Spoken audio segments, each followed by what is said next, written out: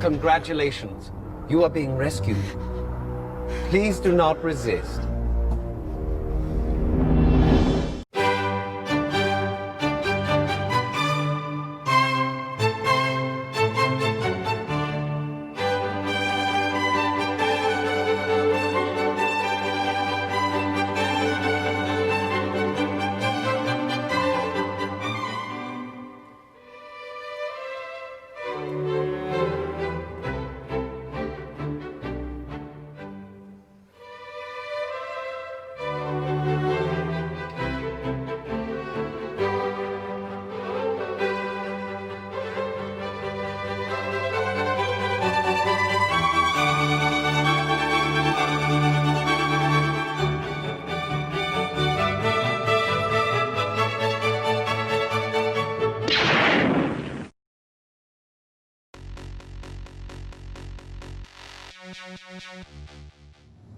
What's up, scoundrels? It is your man Clash coming to you with a new and long overdue video. This one's going to be on Mon Mothma, specifically the comp and team that I think work best in all phases of the game. We'll get into all the Rebel fighters and sort of how it plays out with her, but just a big thank you to my supporters and those in the Scoundrel Discord server. Been a few months since we put out any videos, but we are absolutely going to be putting out more going forward. So again, thank you for the support and patronage in the interim, and without further ado, let's get into the video. Alright, so let's get into the video. We're going to go over Mon Mothma, the K2 Cassian combo, the modding, and then we've got footage, of course, of it on defense holding, on defense losing, and then some uses for it on offense as well. In general, whenever you think about the strengths and weaknesses of Mon Mothma squads, strengths are that it's obviously highly durable, there's lots of dispels, cleanses, a lot of character options. She's really lifted the overall Rebel faction greatly with her leadership. The fact that she's untargetable is really important to a lot of counters that you can use for her. And then, of course, there's constant revives, healing, and then, of course, it gets even, it's compelling even if there's weaker Mon Mothma teams. People think they can underman it. They really can't. The weaknesses are pretty obvious. She's been around a while, but Traya is the bane of her existence. Why this is the best Rebel squad of all, that's something we'll get into, but before we talk about that, let's talk about the building blocks of a good Rebel fighter team. These are the duos. They're definitely going to take two of the sort of 5 slots that you have, Mon Mothma being one of them. They each have their own strengths and weaknesses. I put a ship next to their team, or their team or character name if they have that as well. Again, you can kind of read through and see what I think are the most important parts of the combination. These are the TM generators. I generally think you probably want one of these in addition to a duo. Hoth Rebel Scout to me is the very best. POW is good, but it takes a Zeta to really get the benefit of that turn meter that he's going to be delivering. Biston's good, especially for his ship. The bonus fighters, Cara Dune I think is the best. SRP is good situationally. Lando, I don't know why I put a ship there, sorry guys, but he's definitely one that I think is less utilized, but can still find some use, especially if you're using them on offense. The leftover ones, these ones I really don't see a good, strong case for really at all. If you found a way to use them, please let me know, because so far they brought up a lot of nothing for me. Now, in addition to sort of the other ones that are not Rebel fighters, there are some good plug-and-play Rebels you can add to that 5th slot. To me, Chupio is the very best. I've got a lot of reasons that I'll get into for that. Stormtrooper Han, I think, is a really good option as well for the turn meter manipulation. 3PO absolutely can be good, but he's another runaway character, and when you've got Mon Mothma and him as a runaway character, it really doesn't, there's a little bit of risk, because then you only got to kill two characters. So let's go over this squad specifically. K2 Cassian, Scout, and Chupio. The stat sharing between Mon Mothma and Chupio is phenomenal. You really get a lot of benefit between all of the characters, and then of course what comes off of Mon Mothma from Chupio. The Dispel and Buff immunity is incredible for the purpose of getting around really sort of tricky tanks. That's the Dispel from the basic of the summon character that she has, as well as the Buff immunity from Cassian. He, of course, gives lots of damage, or lots of debuffs. He does great things for the buffs at the beginning. K2 becomes way more powerful the longer this goes. Chupio becomes more damage dealing. The Cassian ship is incredible. They're incredible in light side territory battles, and I've 4-4'd in every phase so far that we've gotten to use them in. Overall, I think this is the one that, from every phase of the game, they are probably the strongest combination. If there's one argument to be made, maybe it's not Chupio in that 5th spot, maybe it's Cara Dune, but to me, adding Chupio in there puts this on another level, and we'll see that played out in some of the footage. Going into the modding, this is kind of how I've been thinking about it. Mon Mothma, I really am leveraging that huge tenacity base that she's got.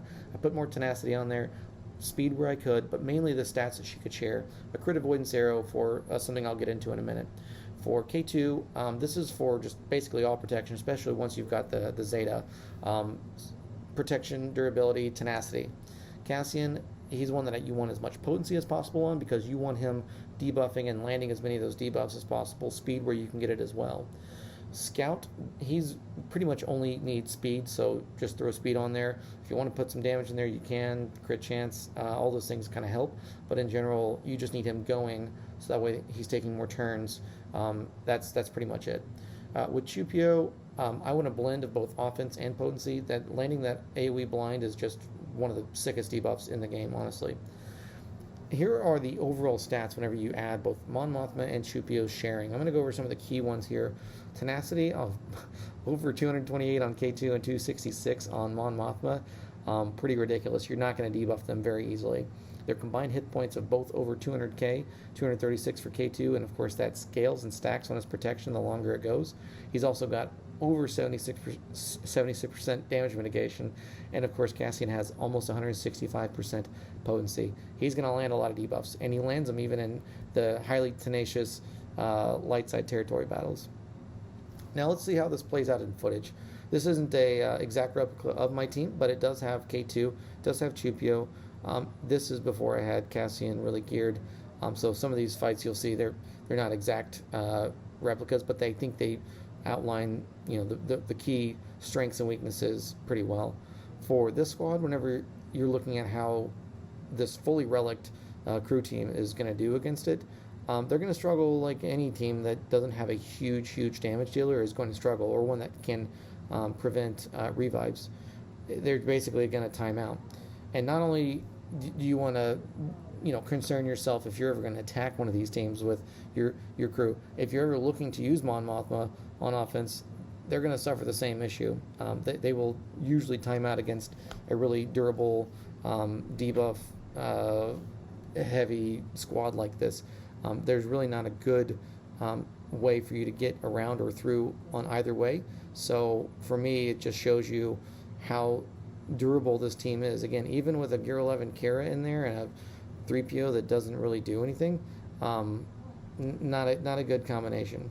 So that's fight 1. Fight 2, this one's actually pretty unique because bugs, if they get out in front of Mon Mothma and they've got a decent speed advantage, there's the potential that they can counter the squads that I put together with Mon Mothma. Again, this isn't a perfect replica of the one that I have, but again, I want to show you what ends up being the fate of this team, because that K2 is not Relic 7 there. I think he's Relic 5 or so.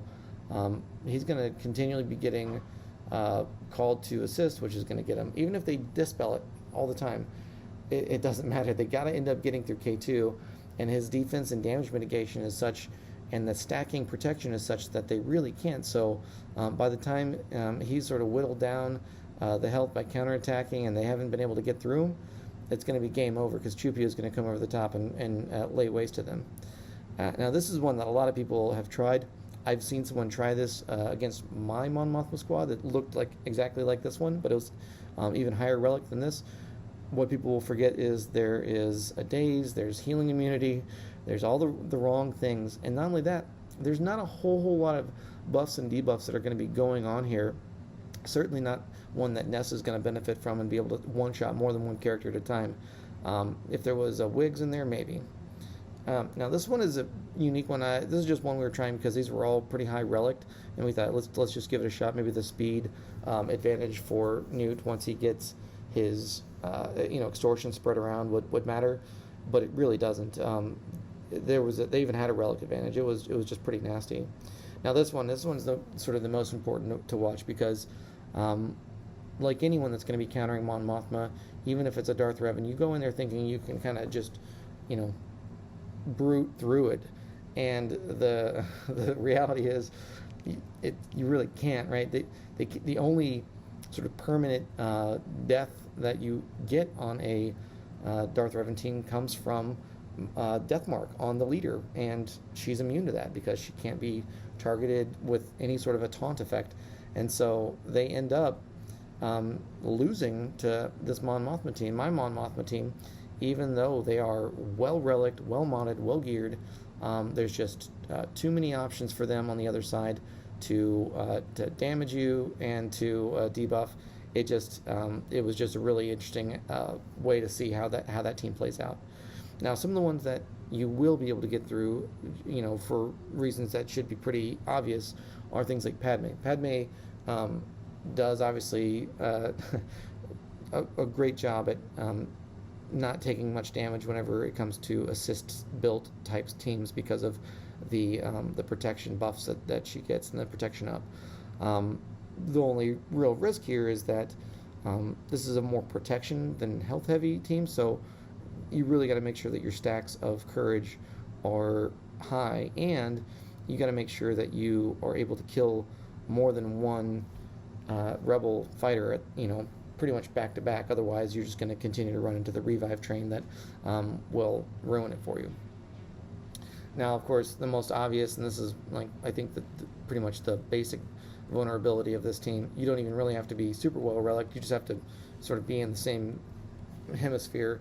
They're going to kill themselves because Trey, of course, lead just really hurts. They didn't even show the full thing there because it just wasn't worth it. Now on offense, I found some very unique uses. You wouldn't see a team like this very often, but we put it out there just so I could, toy with the idea of, okay, well, if it's a more Sith-based team, how are we going to do? Is a Malak going to be? Are we going to be able to get through a Malak? I had Kara in there because I thought it might work better with the stun on. It didn't really matter. So this is one, and I'm going to actually link a full video that I have below on how we use it against General Grievous. I think that's the most compelling counter. Is this works extremely well against General Grievous. Doesn't matter if you've got Kara in the 5th slot, if you've got Lando in the 5th slot, if you've got Chupio, just as long as you've got a full team there. K2 and Cassian do a bulk of the work, and Chupio definitely helps out as well. So overall, again, this is some good reasoning from my perspective as to why you use it. I'll also link an unlisted video below showing some of the footage of me using it in light side territory battles. But in general, I hope this has been a useful video for you. If you have questions, please, of course, feel free to reach me in the Scoundrel Discord. And other than that, I will see you all in the next video. Thanks.